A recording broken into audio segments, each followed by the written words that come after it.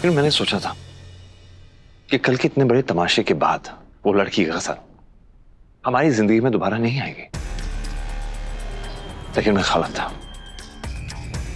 क्योंकि तुम्हें उसकी फिक्र है। तुम्हारा इतना कुछ होने के बावजूद भी तुम उसके बारे में सोच रही हो। मैं कोई मायने रखता हूं तुम्हारी जिंदगी में कि नहीं रखता? बता दो मुझे। आए दिन किसी ना किसी बहाने वो लड़की इस घर में घुसी जाती है। एक काम करो ना तुम दुआ, उसे घर बुला लो, हमारा कमरा ही दे दो उसे। हम हॉल में शिफ्ट हो जाते हैं या गेस्ट रूम में शिफ्ट हो जाते हैं, ठीक है? हैदर, मैंने सिर्फ उसे नौकरी देने की बात की थी, और अगर आपको इतनी ही दिक्कत थी तो आप सीधे सीधे मना भी तो कर सकते थे। आपने उसे घर क्यों बुला लिया? उसे घर क्यों बुला लिया? तुम्हारी खास दोस्त है वो, सहेली है ना वो तुम्हारी, और मुझसे ज्यादा फिक्र है तुम्हें उसकी। दुआ, जब वो इस घर में आएगी तब तुम्हें उसकी असलियत पता चलेगी।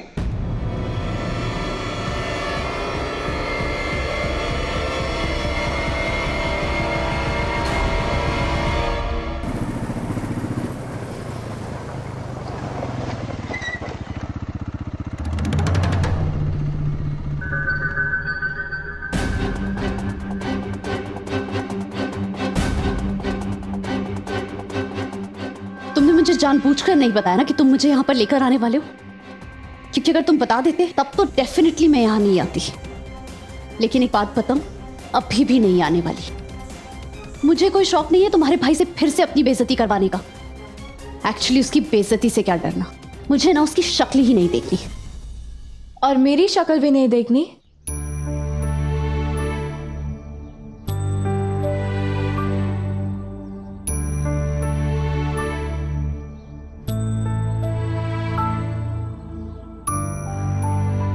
मैं हैदर को अच्छी तरह जानती हूँ। तुम्हारे और उनके बीच जो गलतफहमी हुई सो हुई, पर मुझे हैदर पे पूरा यकीन है कि वो किसी औरत के साथ बदसलूकी कर ही नहीं सकते।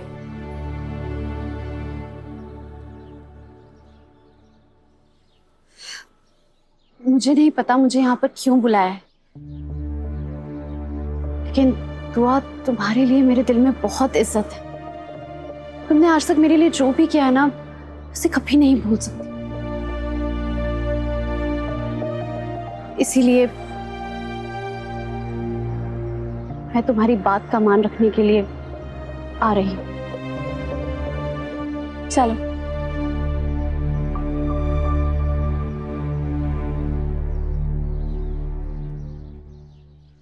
दुल्हन, मैं तुम्हें जितनी समझदार समझती थी ना, तुम उतने ही बेवकूफी के काम कर रही हो। अपने शौहर के गुस्से को समझती हो ना तुम?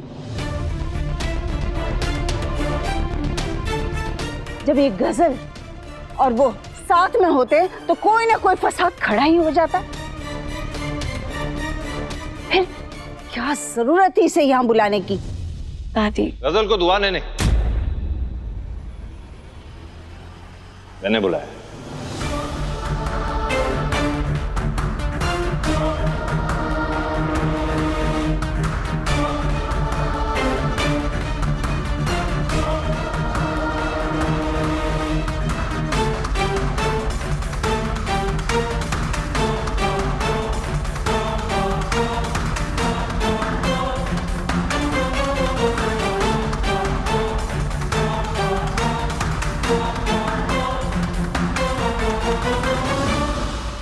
मिस्टर हैदर अख्तर, तुमसे लड़ने की हिम्मत नहीं बची है मेरे अंदर।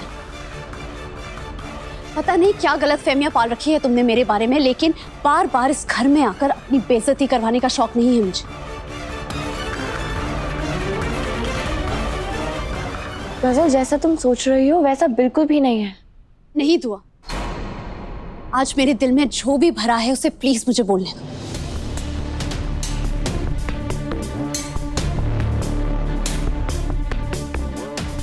मुझसे मेरी जॉब छीनकर तुम्हें तो बहुत चैन की नींद आई होगी ना, लेकिन मैं अपनी लाइफ कैसे काट रही हूँ इसका आइडिया है क्या तुम्हें? कल बिजली वाले आकर मेरे घर की बिजली काट देंगे। अंधेरे में मैं कैसे गुजारा करूंगी ये सोच सकते हो तुम? उस दिन सबके सामने तुमने मुझे जलील किया, उसकी वजह से मुझे कोई भी नौकरी पर रखने के लिए तैयार नहीं।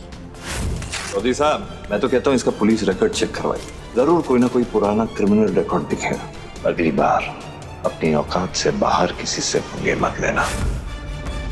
और बदनामी में एक लड़की का रहना कितना मुश्किल होता है तो तुम नहीं समझ पाओगे।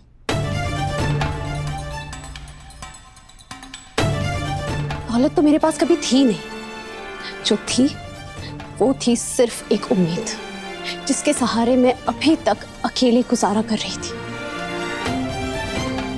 लेकिन तुमने तो वो उम्मीद भी छीन ली मुझसे मिस्टर हैदर अख्तर। क्या गलती थी मेरी? हाँ, मैं जानबूझकर तुम्हारी लाइफ में आई?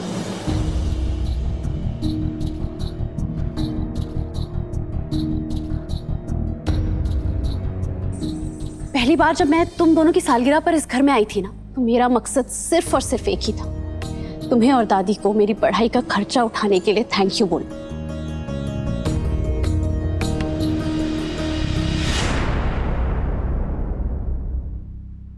खैर, थैंक यू बोलने का मौका तो मिला नहीं, उल्टा वो कमीना इकबाल बेचारी दुआ को उठा ले गया, जिसका मुझे बहुत ज्यादा दुख हुआ। लेकिन उसका जिम्मेदार भी तुमने मुझे ठहराया। क्यों? मुझे पता था कि इकबाल मेरे पीछे पीछे यहां तक आ जाएगा। और दूसरी बार दुआ के कहने पर मैं इस घर में आई, क्योंकि दुआ ने मेरे लिए मेरे मोहल्ले में आकर जो कुछ भी किया, उसके बाद मैं उसे मना नहीं कर पाई। बेचारी दुआ तो हमेशा दूसरों की मदद करना चाहती, लेकिन अफसोस तुम्हें तो उसकी नेकी पर भी गुस्सा आता है। और वो गुस्सा तुमने मुझ पर कैसे निकाला वो तो तुम बहुत अच्छे से जानते हो। सबके सामने तुमने मेरे अब्बू की तरबियत पर सवाल उठाए। और क्या ही एक्सपेक्ट कर सकते हैं? इसकी तरबियत ही गलत हो, उसे उम्मीद नहीं रखी जा सकती।